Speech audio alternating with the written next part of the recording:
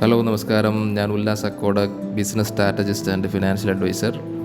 ഇന്ന് ഞാൻ പരിചയപ്പെടുത്തുന്നത് HDFCയുടെ ഇൻഡസ്ട്രിയിൽ തന്നെ ആദ്യത്തേതായ click to achieve par advantage എന്ന പ്ലാനാണ്.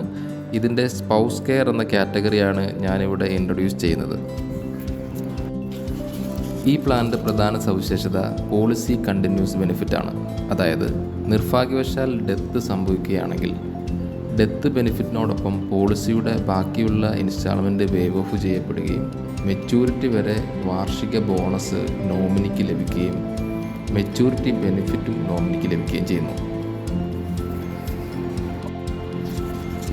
ഒരു ഉദാഹരണം പരിശോധിക്കുകയാണെങ്കിൽ 32 വയസ്സുള്ളയാൾ 2 ലക്ഷം വീതം 10 വർഷത്തേക്ക് നിക്ഷേപിക്കുകയാണെങ്കിൽ എല്ലാ വർഷവും 75,000 വീതം ബോണസ് ലഭിക്കുകയും പോളിസി മെച്യൂറാവുമ്പോൾ 37 ലക്ഷം ലഭിക്കുകയും ചെയ്യുന്നു.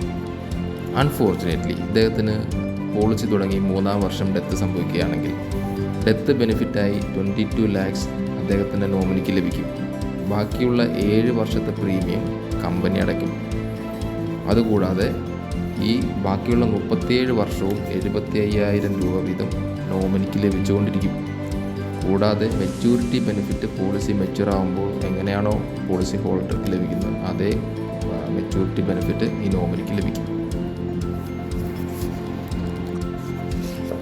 ഇതുകൂടാതെ 5 ലക്ഷത്തിന് താഴെയാണ് നിങ്ങളുടെ വാർഷിക പ്രീമിയം എങ്കിൽ പോളിസിയുടെ റിട്ടേൺസ് എല്ലാം തന്നെ ടാക്സ് ഫ്രീ ആയിരിക്കും. അതായത് ഡെത്ത് ബെനിഫിറ്റ്, മെച്യൂരിറ്റി ബെനിഫിറ്റ് തുടങ്ങിയതെല്ലാം നമുക്ക് ടാക്സ് ഫ്രീ ആയിരിക്കും.